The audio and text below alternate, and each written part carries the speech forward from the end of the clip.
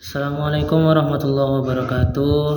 Saya Wahyudi, mahasiswa semester 2. Saya berkuliah di kampus Institut Agama Islam Al-Qadiri dan saya mengambil jurusan atau prodi Pendidikan Agama Islam. Di sini saya akan mereview atau menjelaskan kembali materi yang sudah dijelaskan oleh teman sekelas saya, yang mana materi ini berkaitan dengan mata kuliah pengantar studi Islam. Kali ini kita akan membahas mengenai Islam sebagai sumber ajaran.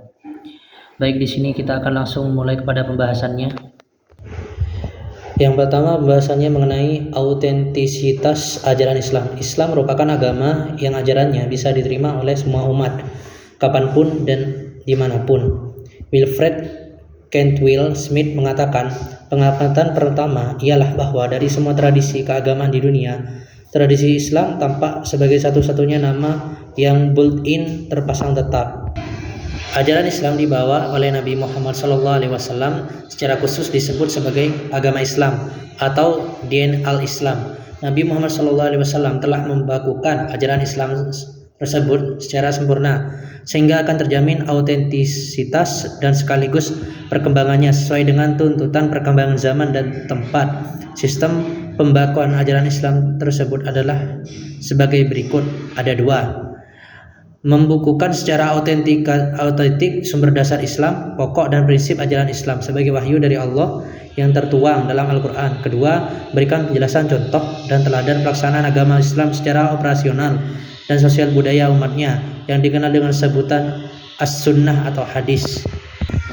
Baik, kita langsung ke pembahasan yang kedua, yaitu karakteristik ajaran Islam. Apabila meneliti sumber kepustakaan Islam yang ditulis oleh para cendekiawan atau para ulama, kita mengetahui bahwa ajaran Islam memiliki karakteristik yang khas yang berbeda dari ajaran agama lainnya. Karakteristik ajaran Islam tersebut diungkapkan oleh Ali Anwar Yusuf, yaitu sebagai berikut: komprehensif. Umat Islam berbeda-beda bangsa dan berlainan suku, tetapi dalam menghadapi asas-asas yang umum, umat Islam bersatu padu untuk mengamalkan asas-asas tersebut meskipun dalam segi-segi budaya dan adat istiadatnya mereka mungkin berbeda. Yang kedua, moderat. Islam memenuhi jalan tengah, jalan imbang, tidak terlalu berat ke kanan mementingkan kejiwaan rohani dan tidak terlalu berat ke kiri mementingkan kebendaan jasmani. Inilah yang diistilahkan dengan teori wasathiyah, menyelaraskan di antara kenyataan dan fakta dengan ideal dan cita-cita. Baik, kita langsung ke pembahasan yang ketiga, yaitu dimensi-dimensi ajaran Islam. Allah menurunkan agama Islam kepada Nabi Muhammad SAW dalam nilai yang kesempurnaan tertinggi. Kesempurnaan itu meliputi segi fundamental tentang berbagai aspek kehidupan manusia, berupa hukum dan norma, untuk mengantarkannya ke pintu gerbang kebahagiaan dunia dan akhirat. Oleh sebab itu, ajaran agama Islam bersifat eternal dan universal, sesuai dengan fitrah manusia sebagai makhluk ciptaannya. Dimensi-dimensi ajaran Islam secara garis besar terhimpun dan terklasifikasikan dalam tiga pokok, yaitu akidah, syariah, dan akhlak, yang masing-masing merupakan subsistem dari sistem ajaran Islam. Baik, kita langsung ke pembahasan yang berikutnya, yaitu akidah. Secara bahasa berasal dari akad, yaitu ikatan, pengesahan, penguatan, kepercayaan dan keyakinan yang kuat. Pengikatan dengan kuat, keyakinan dan penetapan. Secara bahasa, kata akidah juga dapat mengandung arti ikatan dua utas tali dalam satu buhul sehingga menjadi satu buhul yang menjadikannya tersambung.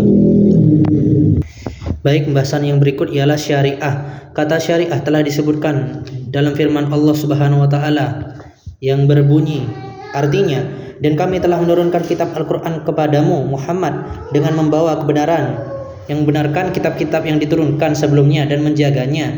Maka putuskanlah perkara mereka menurut apa yang diturunkan Allah, dan janganlah engkau mengikuti keinginan mereka dengan meninggalkan kebenaran yang telah datang kepadamu.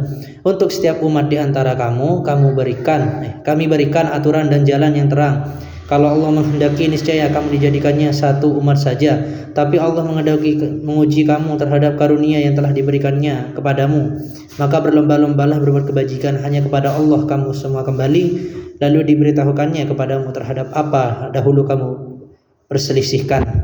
Quran Surat Al-Maidah juz 5 ayat 48. Baik, langsung ke pembahasan berikutnya, yaitu akhlak. Secara bahasa, kata akhlak berasal dari bahasa Arab khuluq, jamaknya adalah akhlak. Kata ini secara bahasa mengandung arti perangai. tabiat, dan agama. Kata tersebut mengandung segi-segi persesuaian dengan perkataan khalaq yang berarti kejadian, serta berkaitan erat dengan kata khaliq yang berarti pencipta, dan makhluk yang berarti yang diciptakan. Mengenai definisi akhlak ini, Ibnu Al-Jauzi menjelaskan bahwa al-khuluq adalah etika yang dipilih seseorang. Dinamakan khuluq karena etika itu bagaikan khalaq, karakter pada dirinya. Demikian khuluq adalah etika yang menjadi pilihan dan diusahakan seseorang. Adapun etika yang sudah menjadi tabiat bawaannya dinamakan al-qaim. Baik, terima kasih. Begitu saja dari saya, kurang lebihnya mohon maaf. Assalamualaikum warahmatullahi wabarakatuh.